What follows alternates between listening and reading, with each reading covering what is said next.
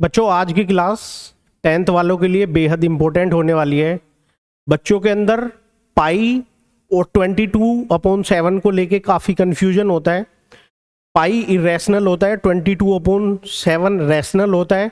Class में ये बात तो बता दी जाती है, लेकिन जो इसके पीछे का लॉजिक है उसको बच्चा समझ नहीं पाता। तो आज हम वही कॉन्सेप्ट अपना क्लियर करेंगे और समझेंगे कि ऐसा क्यों होता है।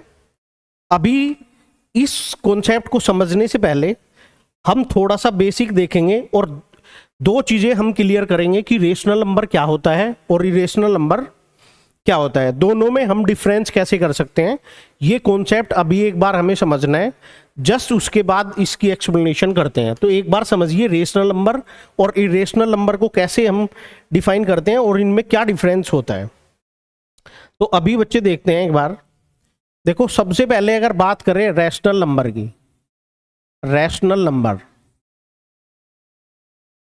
रैशनल नंबर एक बार इसको डिफाइन करते हैं अच्छे से, फिर इरेशनल नंबर को देखेंगे, फिर इन दोनों में डिफरेंस देखेंगे। अगर रैशनल नंबर की बात करें और आपसे डेफिनेशन पूछी जाए तो मोस्टली बच्चे इनकम्प्लीट डेफिनेशन देते हैं। बच्चा बोलता है नंबर पी अपॉन क्यू की फॉर्म में होता है, क्यू नॉट इक्वल टू 0। ठीक है, लेकिन इसके आगे भी एक सेंटेंस आपको ऐड करना है। कोई भी नंबर जो पी अपॉन क्यू की फॉर्म में होगा, नंबर पी अपॉन क्यू की फॉर्म में होगा और क्यू नॉट इक्वल टू क्या होगा बच्चे, 0। यहाँ पे आपको क्या ऐड करना है कि P and Q R integers. दोनों क्या होने चाहिए बच्चा, इंटीजर्स। इंटीजर्स को आप समझते हो क्या होता है, कोई भी नंबर जो नेगेटिव हो, कोई भी नंबर लाइन पे ड्रॉ करके मैं आपको समझा देता हूँ इंटीजर्स क्या होता है। यहाँ पे आप इसको समझ लीजिए एक बार। देखिए बच्चे, ये नंबर लाइन है, ये इसका मिडिल पॉइंट, इधर जाओगे 1, ये 2, ये 3 और ये 4 मिलने वाला है। इधर -1, -2 और -3। ये सारे नंबर क्या हैं बच्चे, ये सारे नंबर क्या हैं, ये इंटीजर्स हैं, है ना। केवल कौन से नंबर, ये नेगेटिव वाले भी, ठीक है, 0 और ये पॉजिटिव वाले, ये सारे क्या हैं, इंटीजर्स है। किनको छोड़ के, डेसिमल और फ्रैक्शन वाले नंबर इंटीजर नहीं होते। कौन से नहीं होते, डेसिमल इंटीजर नहीं होता, और जो फ्रैक्शन होते हैं, फ्रैक्शन वाले नंबर होते हैं, वो इंटीजर नहीं होते। फ्रैक्शन नंबर वाले, जो फ्रैक्शन में होते हैं नंबर्स, वो क्या होते हैं, रैशनल नंबर होते हैं। ठीक है, अभी देखो, तो ये डेफिनेशन क्लियर है कि नंबर जो P अपॉन क्यू की फॉर्म में होगा, क्यू नॉट इक्वल टू 0, और P एंड Q क्या होगा, इंटीजर्स। एक तो ये तरीका है किसी भी रेशनल नंबर को आइडेंटिफाई करने का। अगर ऐसे आप नहीं समझते तो हम इसको ऐसे भी कर सकते हैं कि जैसे 1/2 कोई फ्रैक्शन आपको दी है, तो 2 से आप 1 को डिवाइड करेंगे तो डिवाइड होके आपको मिलेगा 0.5। जो भी नंबर डेसिमल के बाद कंप्लीटली डिवाइड हो जाता है उसको हम बोलते हैं बच्चे टर्मिनेटिंग नंबर। क्या बोलते हैं, टर्मिनेटिंग नंबर, टर्मिनेटिंग नंबर। ठीक है, तो दूसरी चीज ये है कि अगर आप P अपॉन Q से आइडेंटिफाई नहीं कर पाते, आप डिवीजन कर सकते हो, और डिवीजन के बाद अगर दशमलव के बाद, डेसिमल के बाद अगर नंबर कंप्लीटली डिवाइड होता है तो उसको बोलते हैं हम टर्मिनेटिंग नंबर। जितने भी टर्मिनेटिंग नंबर होंगे वो सारे क्या होंगे, रैशनल नंबर होंगे। अब दूसरी टाइप की जो फ्रैक्शन है वो आपको इस तरह से फ्रैक्शन मिल सकती है बच्चे। जैसे अगर 10/3 गिवन है, तो जब आप 3 से 10 को डिवाइड करोगे तो आपको ऐसे मिलेगा 3.33333, इस तरह से। डेसिमल के बाद जो डिजिट्स का रिपीटेशन स्टार्ट हो जाएगा, तो इस टाइप का जो नंबर होगा ये कंप्लीटली नहीं डिवाइड है, डेसिमल के बाद कंप्लीटली डिवाइड नहीं है, तो इसको हम क्या बोलेंगे, नॉन टर्मिनेटिंग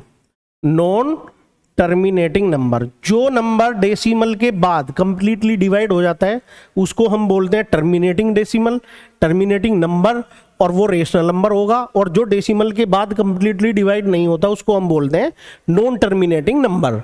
लेकिन यहाँ पे एक कंडीशन आपको देखने को मिल रही है कि जो डिजिट्स हैं, डिजिट्स का क्या हो रहा है, रिपीटेशन। डिजिट्स का क्या हो रहा है, रिपीटेशन। देखो डिजिट्स क्या हो रहे हैं, रिपीट हो रहे हैं, तो इसको हम डेसिमल के बाद क्या बोल सकते हैं, प्लस क्या बोल सकते हैं बेटा, रिपीटिंग नंबर, रिपीटिंग नंबर। तो जो नंबर नॉन टर्मिनेटिंग है, नॉन टर्मिनेटिंग है प्लस रिपीटिंग भी है, तो उसको हम क्या बोलेंगे, वो भी नंबर क्या होगा, वो भी नंबर क्या होगा बच्चे, रैशनल नंबर। वो भी नंबर क्या होगा, रैशनल नंबर। ठीक है, तो ये तो थी बात रैशनल नंबर की। अगर हम बात करें इरैशनल नंबर, अगर बात करें बेटा इरैशनल नंबर, तो इसको देखो कैसे समझोगे, इरैशनल नंबर को देखो कैसे समझोगे बच्चे।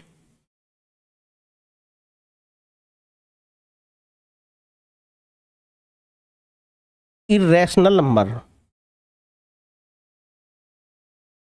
इरैशनल नंबर को समझने के लिए हम पाइथागोरस के पास चलते हैं, पाइथागोरस थ्योरम को एक बार देखते हैं। अगर ये पॉइंट ए है, ट्राइंगल दिया हुआ है, राइट एंगल ट्राइंगल, ये पॉइंट बी है और ये सी है, तो ये लॉन्गेस्ट साइड होगी, इसको क्या बोलोगे, हाइपोटेन्यूस। ये क्या होगा बच्चे, बेस, और ये क्या होगा, परपेंडिकुलर। ये क्या होगा, परपेंडिकुलर। ये तीनों चीजें गिवन है। अब अगर ऐसी कंडीशन हमारे सामने आई कि जो परपेंडिकुलर है वो 1 है, जो बेस है वो 1 है, तो देखना हाइपोटेन्यूस क्या होगा बेटा, 1 का स्क्वायर प्लस 1 का स्क्वायर का अंडर रूट। पाइथागोरस थ्योरम ये कहती है, क्या कहती है कि परपेंडिकुलर का स्क्वायर प्लस बेस का स्क्वायर इज इक्वल टू क्या होता है, हाइपोटेन्यूस का स्क्वायर। तो यहाँ पे एच स्क्वायर हमें क्या मिलेगा, 2। एच स्क्वायर क्या मिलेगा, 2। तो एच इज इक्वल टू क्या आ जाएगा बच्चे, एच इज इक्वल टू क्या आ जाएगा, √2। एच इज इक्वल टू क्या आ जाएगा, √2।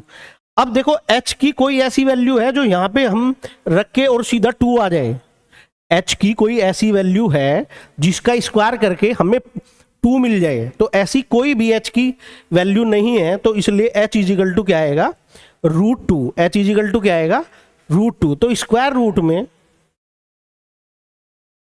रूट में बच्चे जितने भी नोट परफेक्ट स्क्वायर नंबर जैसे √2, √3, √5, √7, ये सब क्या होंगे, ये सब क्या होंगे बच्चे, ये सब इरैशनल नंबर होंगे। क्या होंगे, इरैशनल नंबर, इरैशनल नंबर। दूसरी कंडीशन, जब जैसे आप √2 की वैल्यू अगर देखते हैं तो √2 की वैल्यू 1.4143 इस तरह से आती है, तो ये वैल्यू क्या होती है, ये होती है नॉन टर्मिनेटिंग प्लस जो डिजिट्स का रिपीटेशन है, वो रिपीटेशन भी आपको यहां देखने को नहीं मिलेगा, तो इसको हम क्या बोलेंगे, नॉन रिपीटिंग, है ना।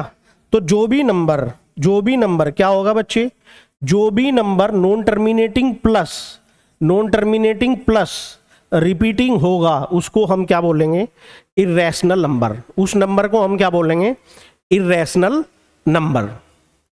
अगर ये बात आपको क्लियर है तो अब हम अपने क्वेश्चन पे चलते हैं, और एग्जाम में क्वेश्चन कैसे पूछता है ये चीज समझनी है।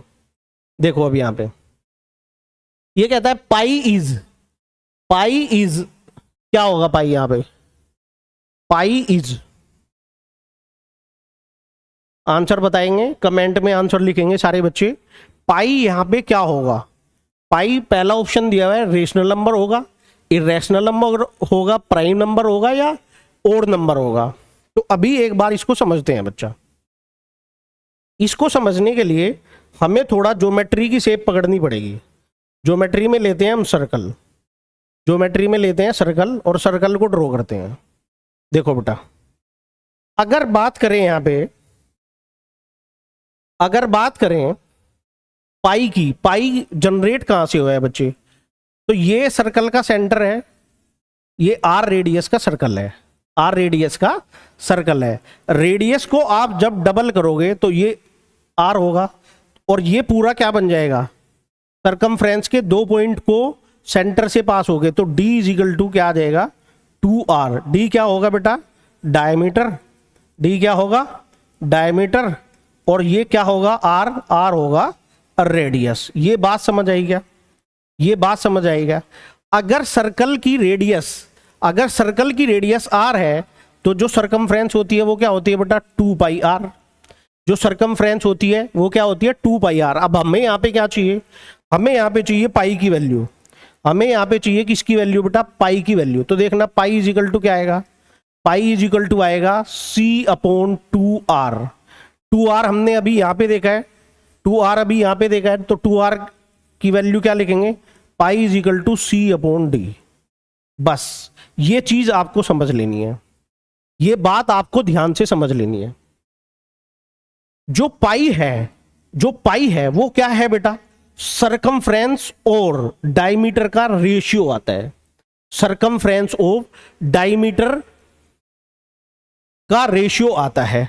अब एक बात बताओ आप, जैसे आपने आर रेडियस का कोई सर्कल लिया, आर रेडियस का कोई सर्कल लिया तो उसकी सरकमफ्रेंस मान लिया आर अगर 7 लोगे, आर 7 लोगे तो सरकमफ्रेंस अलग आएगी। आर आप 10 लोगे तो सरकमफ्रेंस कुछ और आएगी, ठीक है। आर आप 14 लोगे तो सरकमफ्रेंस कुछ और आएगी। तो इसका जो एक कांस्टेंट है, इसकी वैल्यू हमेशा एक कांस्टेंट मिलेगी और वो एग्जैक्ट वैल्यू नहीं होती, वो एग्जैक्ट वैल्यू नहीं होती। जो वो वैल्यू हमें मिलती है वो अप्रोक्सीमेट वैल्यू होती है। वो क्या होती है, अप्रोक्सीमेट वैल्यू होती है। तो जो पाई की अप्रोक्सीमेट वैल्यू आती है यहां से, वो आती है 3.14 समथिंग, हम आगे वैल्यू ले सकते हैं।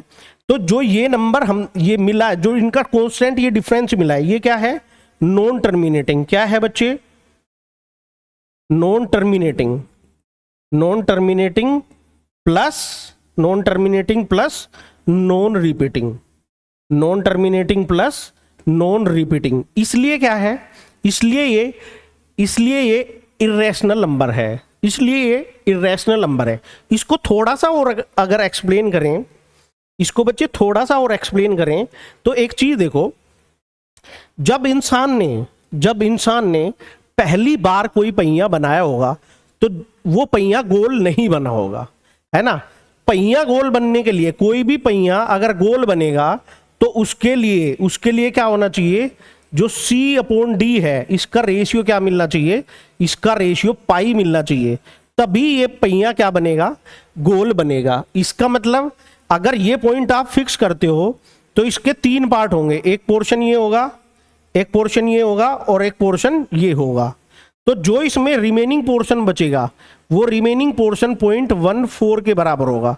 जैसे ये 1 पार्ट, ये 1 पार्ट और ये 1 पार्ट, ये 0.14 के आसपास ये वैल्यू आएगी, तो तभी जाके पहिया क्या बनेगा, गोल बनेगा। इसकी और अच्छे से एक्सप्लेनेशन हम जब बड़ी क्लास में जाएंगे तब जाके इसको और अच्छे से हम करेंगे। अभी 10th क्लास के लिए सफिशिएंट एक्सप्लेनेशन मैंने आपको दी है, इससे आपकी कॉन्सेप्ट क्लियर हुआ होगा कि पाई रैशनल नंबर क्यों होता है। पाई रैशनल नंबर इसलिए होता है कि जो पाई है वो सरकमफ्रेंस और डायमीटर का रेशियो होता है, और ये ratio non terminating plus non repeating होता है। तो इसलिए पाई को हम क्या बोलेंगे, पाई को हम बोलेंगे इर्रेशनल नंबर। इसलिए पाई को क्या बोलेंगे, इर्रेशनल नंबर। अब ये कहता है देखो, द डेसिमल एक्सपेंशन ऑफ पाई, पाई का डेसिमल एक्सपेंशन अभी हमने पढ़ा है, क्या होगा बेटा, non terminating plus non repeating, non terminating plus non repeating. अभी इस पे एक क्वेश्चन और आपको देखने को मिलता है कि जैसे ये दिया हुआ है पाई -22/7, पाई -22/7। अब अगर यहाँ पे सेम चीज ये पाई दिया हुआ है, तो अगर 22/7 की बात करें, 22/7 की बात करें तो ये इसमें इस केस में क्या होता है बच्चे, पाई की वैल्यू वहां पे हमने कांस्टेंट लिया था और वो 3.14 थी, वो अप्रोक्सीमेट वैल्यू थी, है ना। जब हम नीचे सपोज करो डायमीटर अगर हमने 7 लिया है तो सरकमफ्रेंस कुछ और आएगी, और ये दोनों क्या है, 22 भी इंटीजर है और 7 भी इंटीजर है, 22 भी इंटीजर है और 7 भी इंटीजर है, तो इसलिए ये क्या होगा, रैशनल नंबर होगा। ये क्या होगा, रैशनल नंबर होगा। और जब 7 से 22 को आप डिवाइड करोगे, 7 से 22 को आप डिवाइड करोगे तो ये आएगा, जो नंबर हमें मिलेगा ये मिलेगा नॉन टर्मिनेटिंग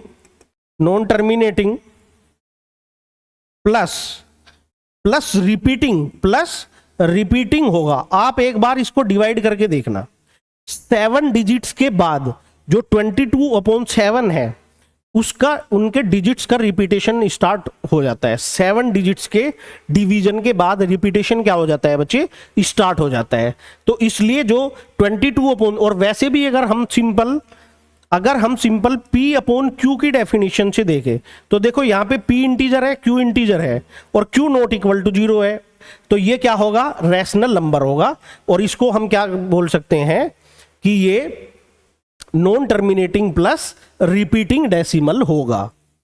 अब जो पाई की वैल्यू होती है, जो हमने कांस्टेंट एज्यूम किया है 3.14 समथिंग, ये वैल्यू हमेशा क्या होती है, ये वैल्यू छोटी होती है, किससे, 22/7 की वैल्यू से। तो जब इनका डिफरेंस आप लोगे, तो जब इनका डिफरेंस लोगे तो लार्ज वैल्यू किसकी होगी बेटा, 22/7 की, और स्मॉल वैल्यू किसकी होगी, स्मॉल वैल्यू किसकी होगी बेटा, स्मॉल वैल्यू होगी पाई की। तो जब इनका डिफरेंस लोगे आप तो इनका डिफरेंस क्या मिलेगा, नेगेटिव मिलेगा। ठीक है, अब ये क्वेश्चन तो कई बार पूछा गया है, लेकिन इसकी एग्जैक्ट एक्सप्लेनेशन क्या होती है वो चीज मैंने आपको समझाने की कोशिश करी है और आई होप आपको ये कॉन्सेप्ट काफी क्लियर हुआ होगा। तो अगर ये कॉन्सेप्ट आपको क्लियर हुआ है, नेक्स्ट क्वेश्चन में मैं कौन सा कॉन्सेप्ट लेके आऊं जिसमें आपको डाउट रहता है, तो अभी आप सारे बच्चे कमेंट करके मुझे बताइएगा। नेक्स्ट क्लास में फिर हम उसी टॉपिक को डिस्कस करेंगे। अगर वीडियो पसंद आई है तो अपने दोस्तों के साथ शेयर कीजिए और मुस्कुराते रहिए, हंसते रहिए बच्चों, और ईमानदारी के साथ मेहनत करते रहिए। जय हिंद मेरे प्यारे बच्चों।